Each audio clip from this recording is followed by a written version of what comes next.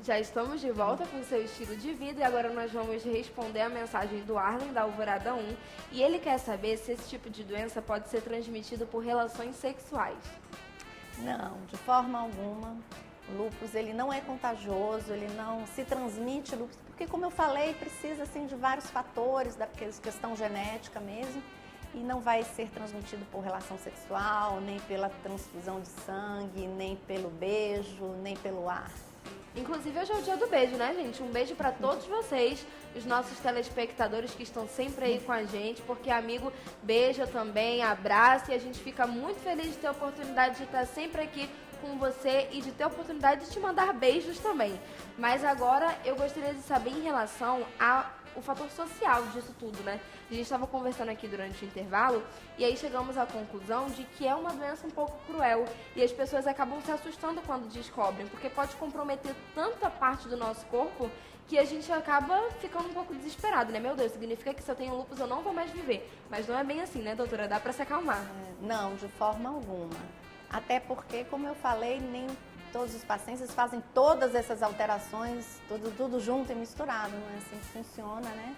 É mais comum a gente ver as manifestações cutâneas e articulares, que são manifestações mais leves, que controlam mais facilmente. E para as manifestações mais graves, do mais simples caso ao mais grave, nós temos importantes recursos de tratamento, né?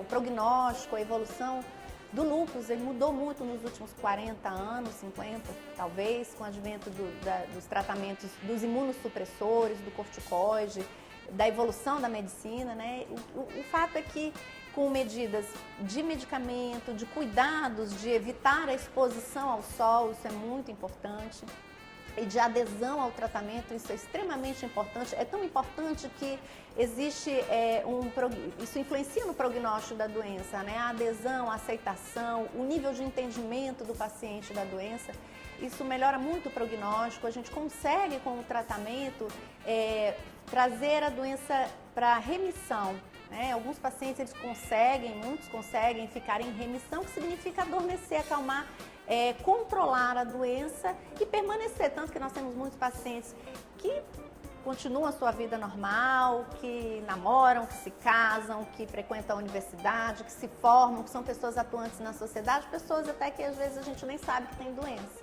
Praticam atividade física? Sim, a atividade física é importante. Claro que se você está no auge de uma atividade inflamatória articular ou com algum outro componente mais grave, durante aquele período de ativação da doença, que você precisa ter um tratamento mais agressivo, que você está mais debilitado, por algum período pode-se ter uma dificuldade da prática de exercícios e tal, mas depois controlada, você volta à vida normal e mesmo dependendo da atividade, a gente até recomenda alguma atividade física que deve ser direcionada de acordo com a situação, de acordo com o paciente e com as suas limitações. Agora, doutora Rosana, em relação à idade, nós conversamos também em relação a isso e a gente até chegou à conclusão de que quando a gente descobre essa doença depois de um certo tempo, depois de repente numa fase mais idosa da vida, mais avançada, é um pouco mais difícil de se acostumar, né? Porque você precisa lidar com as limitações que ela te traz e tudo mais, e a gente já está acostumado a um ritmo de vida específico, aquele ritmo ali, a sua rotina, o que você sempre fez, sempre faz, e nunca teve nenhum tipo de problema que te impedisse de viver dessa forma. Mas você disse que também existem as crianças, que as crianças também podem ter lúpus.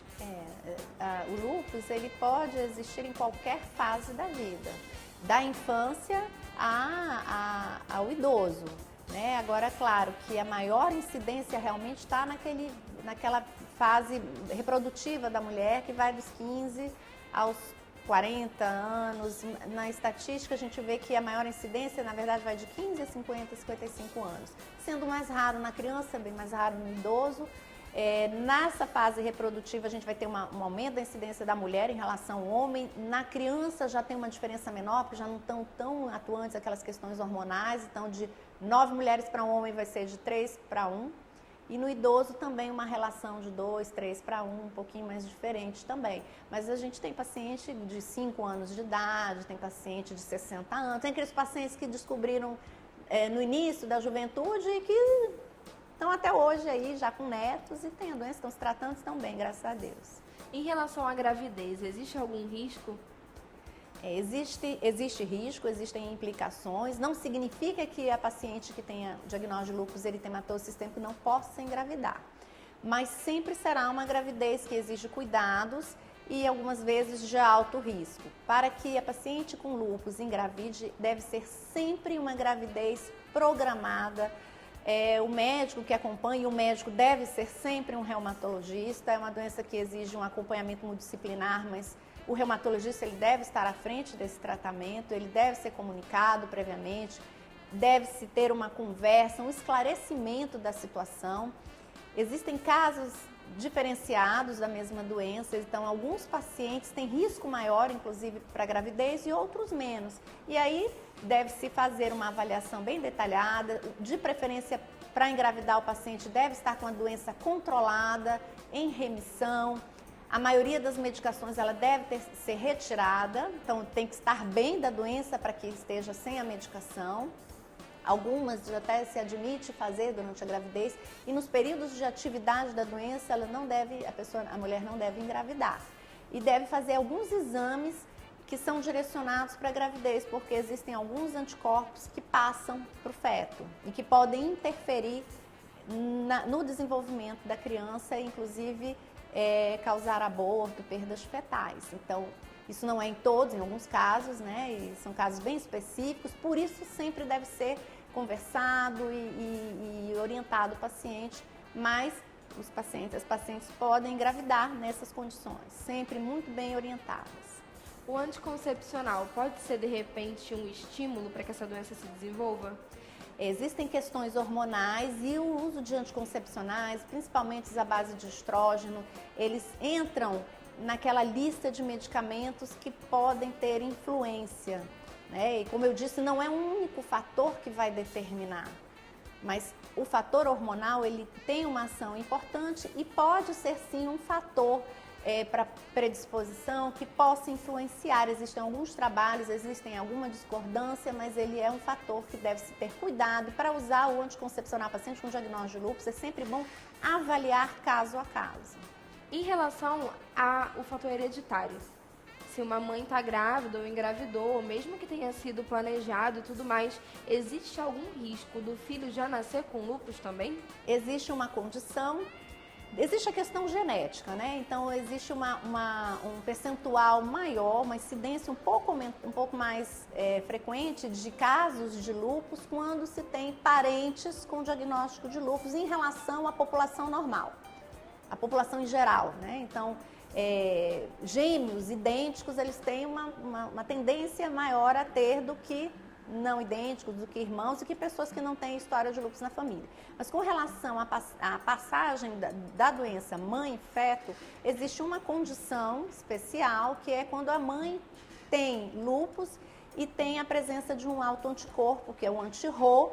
Nesse caso, especificamente, esse anticorpo ele pode atravessar a barreira placentária e pode sim causar alteração no feto e a criança pode nascer com um quadro que chama de lúpus neonatal, em que ela tem esse autoanticorpo, que não é dela, é da mãe, que passou para ela e vai permanecer por alguns meses e depois vai desaparecer. Não significa que a criança vai ter lúpus para a vida toda, mas ela pode sim nascer com um quadro de lúpus neonatal pela presença desse autoanticorpo. Por isso que eu disse, cada caso é um caso. Não são todas, é um percentual pequeno, mas sempre quando se pensar em engravidar, o reumatologista, o obstetra, ele tem que ser comunicado, porque você tem que fazer um estudo sobre a presença desses autoanticorpos, que geralmente a gente faz no diagnóstico e já orienta o paciente. O Arlen ainda quer saber se essa doença atinge os rins. Atinge os rins são o sistema renal, né? Ele é um dos que são atingidos pelo lúpus com uma certa frequência e tem graus variados de comprometimento. Existe uma classificação de doença renal no lúpus, né? Então, temos várias classes. Existe classificação de doença bastante grave, que se não for tratada de forma correta e a tempo, o paciente pode, inclusive, perder a função dos rins e evoluir para insuficiência renal crônica. Então, nós temos esquemas de tratamento. Esse é um tipo. Existem tipos, lesões renais mais brandas, né? Não são todos que evoluem assim, mas o rim é um dos órgãos afetados e, por isso, todo paciente com lúpus, por mais que seja um lúpus leve, que só dê manchinha na pele, alteraçãozinha nas juntas, tem que ser acompanhado pelo reumatologista, deve fazer, por melhor que esteja, por mais que a doença esteja em remissão, tem que fazer sempre o acompanhamento periódico, para que a gente se antecipe às complicações, para que qualquer alteração renal, no sangue, na pele, no pulmão, ou em qualquer outro órgão que seja monitorizado, que continue tudo tranquilo e quando houver o menor sinal de atividade, a gente já possa intervir e definir que tipo de lesão é para tratar efetivamente, porque todas as formas de comprometimento do lúpus têm tratamento. Inclusive sobre isso que eu ia perguntar, em relação ao tratamento em si, já que compromete várias áreas e várias partes do corpo, o tratamento é individual para cada área ou se trata o lúpus mesmo em específico? Bom, isso vai depender muito do, como você falou, do que está acontecendo, de como a doença está se apresentando. Em geral, nós usamos imunossupressores. O lúpus se trata com drogas imunossupressores porque ele é uma doença que decorre dessa falta de controle do nosso sistema imune. Então, nós usamos drogas que contêm esse sistema imune. O sistema imune, para quem não conhece ou não lembra, é um conjunto de células, de substâncias, de proteínas que existem, todos nós temos, necessário para nos defender das agressões externas. Então, são células, são proteínas que estão presentes e que nos defendem contra agressões de vírus, bactérias, proteínas estranhas. E existe um equilíbrio do funcionamento dele dentro do nosso organismo. No lúpus ocorre um desequilíbrio. Então, esse sistema que ataca os vírus, as bactérias, as proteínas estranhas, por vários fatores, passa a não reconhecer o que é próprio, o que é nosso tecido, do que é agressão externa. Então, começa a se voltar contra as nossas hemácias, contra as células do rim, né? Na verdade, nós deveríamos só agredir o que vem de fora e não o que está aqui dentro. Mas no lúpus não acontece isso. Então, por isso ocorre lesão. E nós usamos drogas imunossupressores que freiam essa resposta. Então, elas acalmam a doença, mas esse sistema imune também está diminuído e aí a gente não tem uma resposta tão eficaz contra os agressores externos. E o uso desses medicamentos, a escolha deles vai variar, vai depender da gravidade da lesão. Então, nós temos medicamentos que são mais indicados para as alterações cutâneas e articulares, as lesões de pele, as articulações, que são tratadas geralmente com antimaláricos, que são drogas mais leves, mas que tem que ter o acompanhamento, com corticóide em dose mais baixa. Para uma lesão renal grave, às vezes nós precisamos fazer tratamento com medicamentos mais potentes, como quimioterapia mesmo. Né? Então, a gente faz medicamentos que são como quimioterapias, que têm vários efeitos colaterais, mas que controlam a doença e também é por um tempo determinado. E depois você vai retirando, diminuindo a quantidade, trocando por drogas mais leves, à medida que a doença vai sendo controlada. Doutora, muito obrigada pela sua participação, por todos os esclarecimentos. Eu acredito que agora ficou muito mais simples, né? Principalmente para você que está em casa. Que bom que a gente consegue esclarecer de uma forma mais simples aquilo que pra gente parece às vezes um monstro de 7 cabeças. Obrigada. E pode deixar uma dica também para a pessoa que está em casa, que descobriu de repente que está com lúpus, ou então que está com medo, ou que conhece um amigo e aí está desesperado naquela fase de que acha que a vida acabou. Não, de forma alguma, lúpus tem tratamento. A minha orientação é que procure sempre um profissional, um médico, de preferência um reumatologista, para tirar suas dúvidas. Todas as nossas doenças, o lúpus é uma doença crônica, mas ele é uma doença que tem tratamento, que você pode ficar bem, controlar a sua doença, tirar suas dúvidas, conversar com o médico, esclarecer a sua situação e a maioria dos nossos pacientes, a grande maioria que adere ao tratamento, está bem, consegue controlar bem a doença e ter uma qualidade de vida. Muito obrigada. E antes de nós irmos para o intervalo, Jackson Assis, que mora no Novo Aleixo, mandou uma mensagem pra gente que diz assim: Feliz Dia do Beijo para todos vocês do programa Estilo de Vida. Inclusive, ele começa essa mensagem assim: Oi, bom dia, satisfação. Fico muito satisfeita também quando você conversa com a gente, quando você manda a sua participação e quando você continua conversando com a equipe do Estilo de Vida. Então, continua ligadinho na gente. Feliz Dia do Beijo para você também. Um beijo para você no seu coração. Muito obrigada por assistir a gente. E não sai daí, porque depois do intervalo tem mais.